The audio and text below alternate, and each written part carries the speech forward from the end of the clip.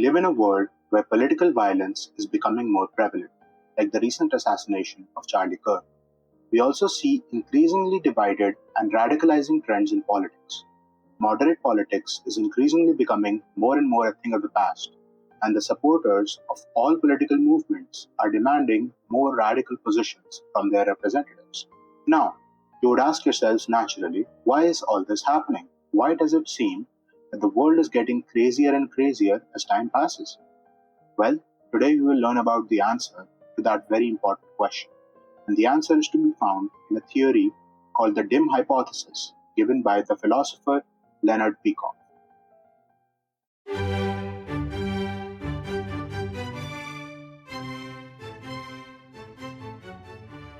DIM is an acronym which stands for disintegration, integration, misintegration. And no, I'm not talking about mathematics here. Integration, as Leonard Peikoff uses it, refers to an active process that a human mind partakes in to make sense of a whole set of facts that it is presented with on a daily basis. It is the putting together of those facts, integrating them into a coherent whole through a process of abstraction. In philosophy, then, there can be three positions or modes of integration. 1. Disintegration. Disintegration is the refusal to connect facts into any meaningful whole. It is the collapse into a chaos of unrelated concretes. This is the mindset of skepticism, nihilism, and postmodernism. The philosopher best representative of this mode of thinking is Immanuel Kant. Number 2. Integration. Integration is the proper method of reason, uniting facts by their essentials, guided by logic, to achieve a non-contradictory whole. It is the method of science, of Aristotelian thought, of the Enlightenment, of America's founding fathers. The philosopher most representative of this mode of thinking is Aristotle. 3. Misintegration. Misintegration is the opposite error, forcing false or mystical connections upon reality, merging facts into a false totality. This is the method of religion, of collectivism, of Hegel, Marx, and every other authoritarian who pretends to offer the big picture while severing it from reality. This mode of thinking is characterized by a large, interconnected, elaborate web of abstract ideas, but no connection of this system of ideas to concrete reality. A castle in the air situation. The philosopher most representative of this mode of thinking is Plato. Till now, we have been living in and continue to live in a world moving closer and closer to the D mode, be it the denial of objective truth, positivist legal theory, subjective modern art, modern physics with its denial of certainty, and modern politics with its disdain for principles in favor of pragmatism. Since the end of the world wars to now has been a time where nihilism has ruled supreme in philosophy and culture. For the most part, that is coming to an end for two important reasons. 1. People cannot live like this forever. This kind of thinking leads to the slow degradation of everything good to nothing. Art, science, rights, truth, all gets degraded and eliminated not for something greater, but to the altar of the zero, to the supreme god of nothingness. Outside of the few people deeply committed to the cause of nihilism, be it some college philosophy professors or accelerationist psychotics, most people do not tolerate and cannot tolerate the destruction of their values. They desperately search for something else. 2.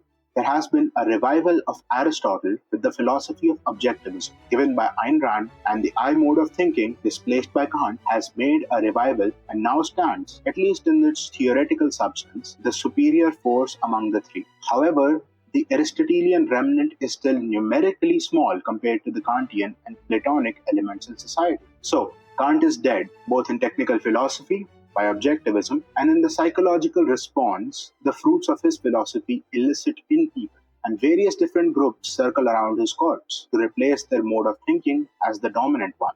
Let's see who they are in the context of politics. We can broadly see the groups in modern politics fall into these three categories. 1. The religionists. These are people who want to return to religion and blind faith in the face of Kant's madness. 2. The Marxists or leftists. With some additions, like intersectionality, the overall core of most leftists remains the dialectics of Hegel and Marx, with an entire elaborate but false web of abstractions which defines an entire way of looking at the world. 3. The fascists. These are basically the same as the Marxists, but replace the interests of the nation or the race over those of class. The resulting system is often similar and similarly has an entire theoretical elaborate web of false abstractions. I will link in the description Tick History's video on the origins of National Socialism, which illuminates this point.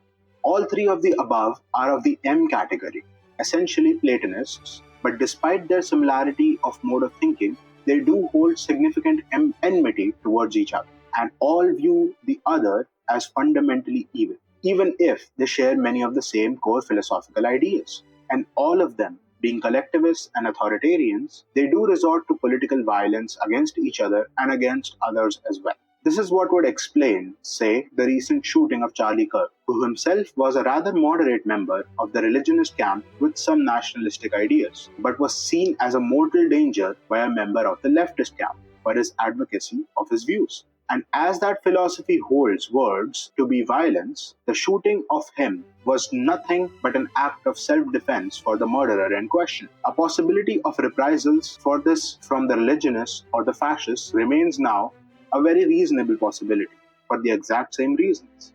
All of these groups see the other as fundamentally evil, and with every subsequent sensationalist act will ask their political representatives for increasing radicalism, refusal to compromise, and even violence, furthering the vicious cycle. The politics of unprincipled, concrete-bound compromisers is a remnant of the Kantian era, which is coming to an end. Further radicalization is to be expected.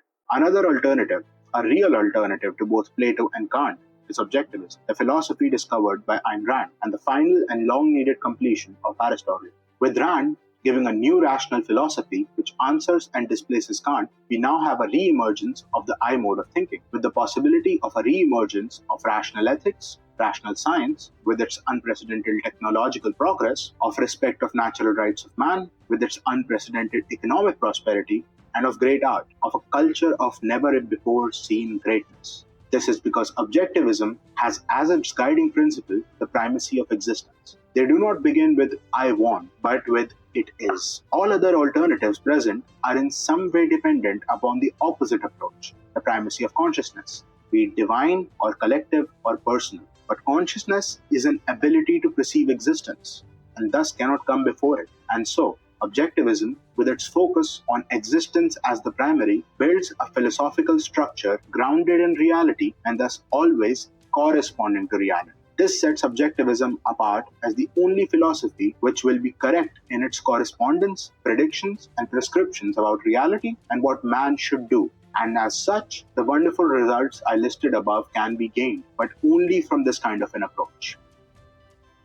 But this is a big shift, and will be and is being resisted by both the Kantians and the Platonists. And thus, while undefeated, the Aristotelian resurgence is small compared to these others. The objectivists are radicals too, but they are radicals for reason and objective truth, including the ideas of rights, and as such would not engage in the vicious cycle of violence out of principle, and would never use violence except in self-defense against the initiation of force upon them first. The future lies in one of these alternatives. Either one of the three Platonic alternatives takes over and imposes a dictatorship, or the Aristotelian remnant takes over and humanity enters an unprecedented golden age. Only time and the actions of people like you and me can decide. Thank you for watching this video. If you like this video, I am posting in the description the original playlist of the Dim Hypothesis by Leonard Peikoff.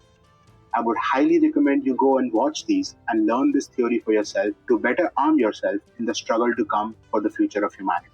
Thank you.